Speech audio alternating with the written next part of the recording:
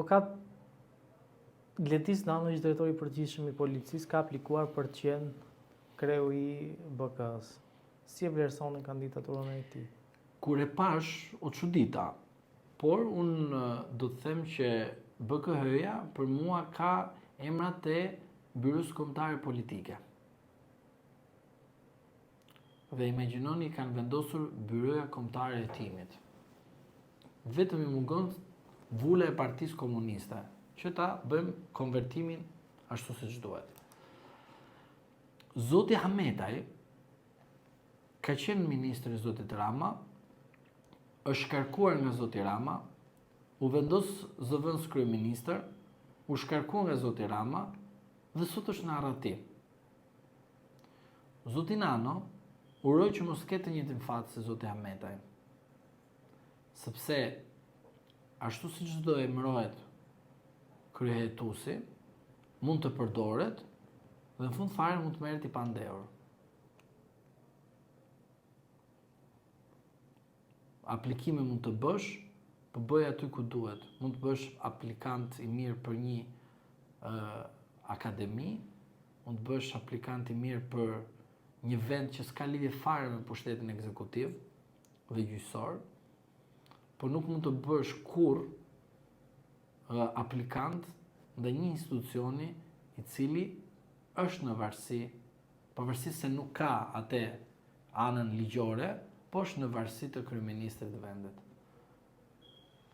Largimi i zotit Nano në mënyrë të menjëhershëm dhe diskriminues ndaj tij, unë do të thoja që nuk do të ishte mirë për atë të shkojë dhe të merret me një institucion i cili nuk është i pavarur. Pra, Byroja Kombëtare e Timit nuk është e pavarur. E pavarur është për lavazhierë që i bën nga mjesi deri në darkë lavazh, po nuk është e pavarur. Dhe nuk e di pse zoti Nano bën këtë aplikim ose bën që të rishfaqet përsëri emri i tij në publik, por në rast se ne marrim në referencë ato që kanë dalur në publik në atë kohë, ai na thoshte që kemi një polici të shkatruar, një polici e cila nuk kishte zyrshtypi, jo ai, po nga material që kanë dalë në publik, normalisht mua më bën që edhe ta institucion që do shkoj, besoj se edhe karrike për vendin e tij në rast se përzgjedhet nuk do të ketë.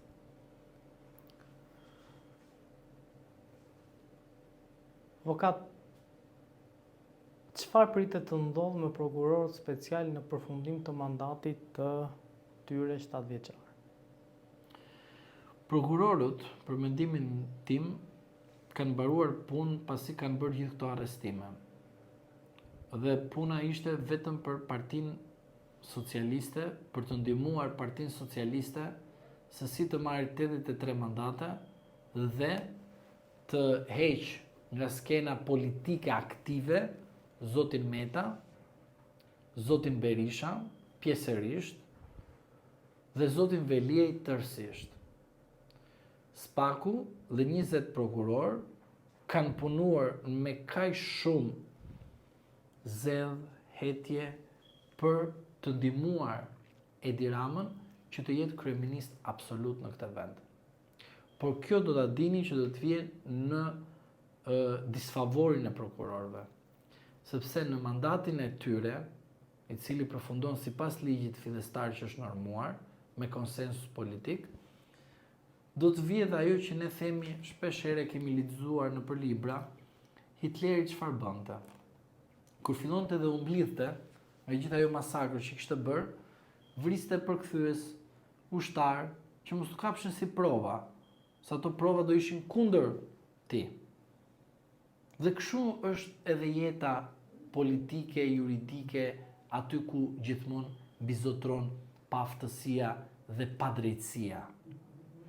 Duke u mbledh për brenda vetes, normalisht do kenë edhe njerëz të cilët do të jenë brenda atit institucioni, i cili për mendimin tim do të përdoren si statistika për të prodhuar ndonjë ngjarje të mundshme të Maqedonisë së Veriut, që kryeprokuroria që ishte në asistencën ose më mirë mbështetjen ndërkombëtare në shfaqjen publike, është arrestuar dhe e keni në burg sot. prokuror rumun është në burg sot, nga këto gjërat e bukura, këto reformat e famshme.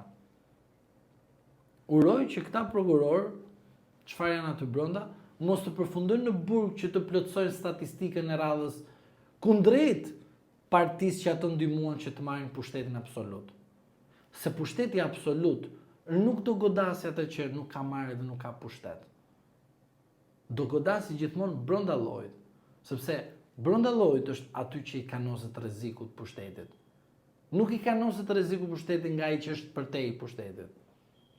Pra, zoti Dumani në rast se do të zgjasë mandatin e prokurorëve, e zgjat mandatin me një marrëveshje politike. Sepse në rast se zgjatet mandati do të ketë marrëveshje politike, po jo zoti Rama me zotin Berisha, por zoti Rama me zotin Dumani. Dhe atëre i bie që drejtësia e reformuar nuk që e ka reformuar juridikisht, po që e ka ende një drejtësi politike. Pse duhet kryeprokurori të negociojë me pushtetin ekzekutiv? S'mundet, atë e ka legislativi. Pra do të thotë që e gjitha ajo çfarë u bë, investim, mashtrim për qytetarët shqiptar që të besojnë se ku ka drejtësi, kjo është një padrejtësi, sepse kur pushteti gjyqësor nuk negocion me pushtetin ekzekutiv. Po gjithmonë pushteti gjyqësor negocion me pushtetin legjislativ që përfshin të gjithë partitë politike në parlament. Pra, në Shqipëri do shikoni për të parë që kryeprokurori do negociojë me kryeministrin. Vetëm në Shqipëri, model.